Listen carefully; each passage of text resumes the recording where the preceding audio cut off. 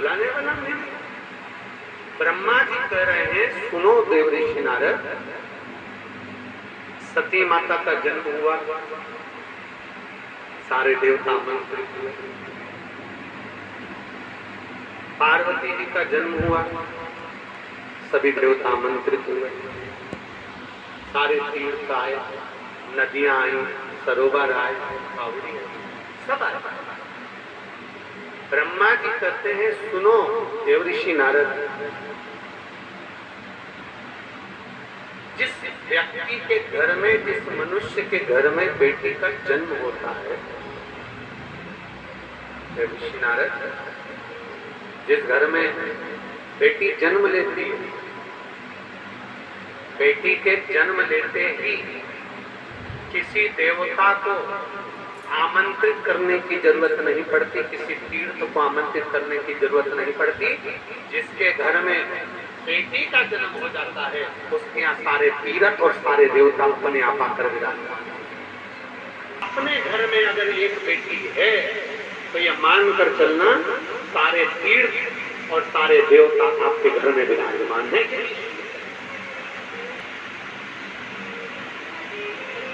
प्रजापति विश्वरूप जी ने अपनी बेटी ऋषि का विवाह करा था।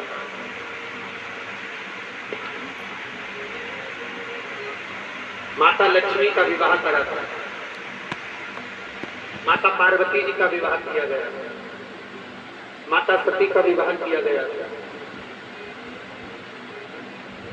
बहुत सुंदर प्रसंग में अपने जीवन में उतारिएगा।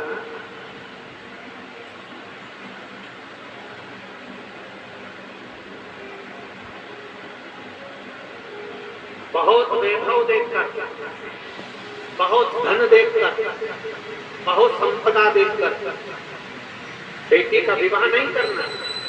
जो महापुराण की कथा कहती है, बेटी का विवाह ऐसी जगह करना जहां तुम्हारी बेटी का सम्मान हो, आदर हो, सत्कार हो, और तुम्हारी बेटी भले तो रोटी खाए पर घर में उसकी इज्जत हो और वो सुखी रहे। बहुत सारी गाड़ी देख ली, बहुत सारा वैभव देख लिया, पर मालूम पड़े बेटी के जीवन में दुख भारी पड़ जाए, क्या मतलब? प्रयास करो, संस्कारवान को किया जाए, बेटी को संस्कारवान को प्रदान किया जाए, ये प्रयास है। तो ये सा नशा करने वाला, जुआ खेलने वाला, कोई व्यसन में डूबने वाला ना हो, जिसके साथ में बेटी का विवाह हो जाए और बेटी को जिंदगी भर रोना पड़े।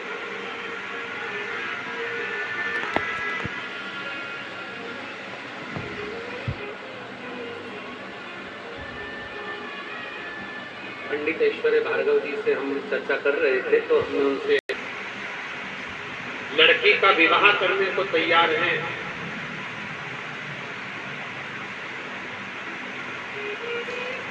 पर कोई से दूर है, मदिरा से दूर, मांसाहार से दूर, नशे से दूर, जुए से दूर, गलत संगत से दूर। ऐसे व्यक्ति को आज के जमाने के लोग इतने होशियार हैं कि ऐसे लड़के से लड़की को बिहाने को तैयार है।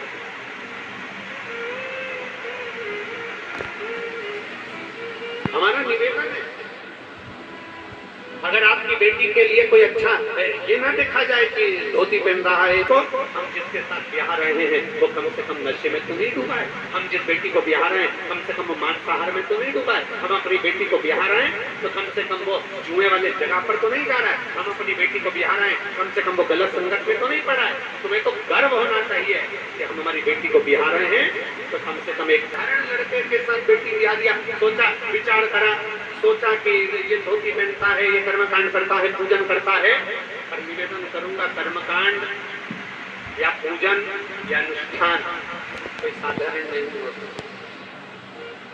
आप ये तो विचार करिए कि अपनी बेटी का कम से कम आदर तो होता है, सत्कार तो होता है। एक प्रयास आपकी तरफ, गौ माता को देने से पहले विचार करो कि आप गाय किसको दे रहे हो। दूसरे नंबर पर लक्ष्मी देने से पहले विचार करो आप लक्ष्मी किसके कटोरे में डाल रहे हैं। तीसरे नंबर पर बेटी, बेटी को देने से पहले विचार करिए कि बेटी किसको दी जा रही है। गाय अगर गलत व्यक्ति के बाद वो लेकर गया, मालूम पड़े उसके खुद किया, रहने की जगह नहीं, गाय ने जब तक दूध दिया उसको संभाल कर रखा, उसके बाद में गाय को दूसरे को बेच दिया, दूसरे से तीसरे के पास गई, तीसरे से चौथे के पास गई, चौथे से पांचवे के पास गई, धीरे धीरे धीरे धीरे वो गौमाता कसाई के हाथ में पहुंच गई।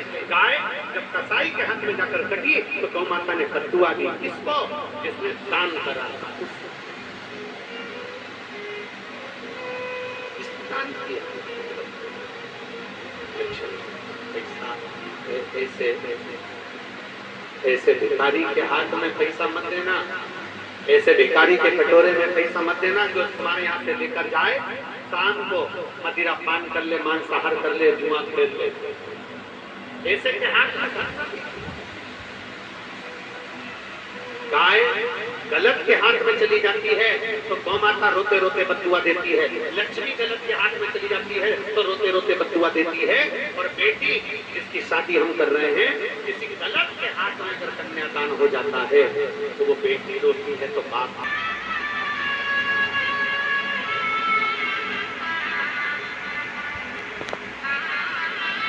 दुनिया के लोग कहते हैं कि बेटा अपने माँ बाप को पार उतार देता है।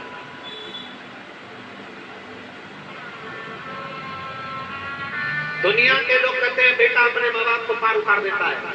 शिव महापुराण की कथा कहती है भगवान शंकर की 6 लड़कियां, 5 जया, विषहरा, शामलीबारी, दौतली, देव, और एक जम के बोले जरा अशोक सुंदर। लोग एक अशोक सुंदर जिसको शादी करने के लिए, जिसको विवाह करने के लिए ढेर सारे असुर भी आए, देवता भी आए, गंधर्व भी आए, अशोक सुंदरी से विवाह करने के लिए आए। एक अशोक सुंदरी ने मना कर दिया। अशोक सुंदरी ने कह दिया मेरे पिता और मेरी माता पार्वती जहाँ मेरा विवाह करना चाहेंगे मैं वहां पर विवाह करूंगी, मैं उनके विपरीत नहीं जा सकती, मैं उनके विपरीत में नहीं, उनके विपरीत नहीं जाऊंगी। मेरा संपूर्ण विदिशा क्या सारे भारत की बेटियों से निवेदन है, शिव महापुराण की कथा में एक संकल्प करो,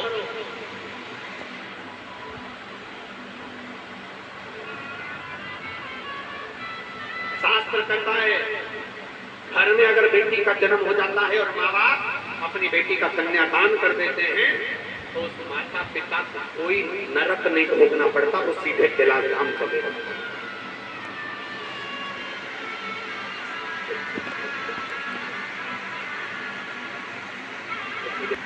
मेरी बेटियों से निवेदन, एक संकल्प आपकी जिंदगी में, हम कितने भी अच्छे कॉलेज में पढ़े, हम कितने भी अच्छे स्कूल में पढ़े, हमारे हजारों दोस्त हो, हमारी हजारों सहेलियां हो, हम कितनी भी अच्छी नौकरी करें, कितनी भी अच्छी एजुकेशन हो और कितनी भी अच्छी हमारी जॉब हो, कितनों से भी हम हमारी मित्रता रखें, पर एक बात है शादी तो मेरे माँ बाप जहाँ बोलेंगे वही करो, ये संकल्प लेना। उसमें पेट्रोल पड़ा हुआ था, घुर घुर करके वो गाड़ी हमारे यहाँ लिखाया, तुझे बिठाया, कभी अपने सनातन धर्म को छोड़कर दूसरे धर्म में कभी नहीं जाऊंगा।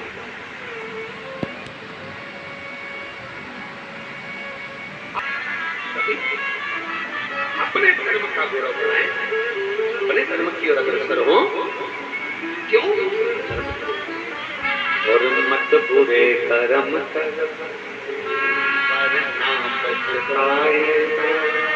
भगवान की आंखों से तू बच नहीं पाए।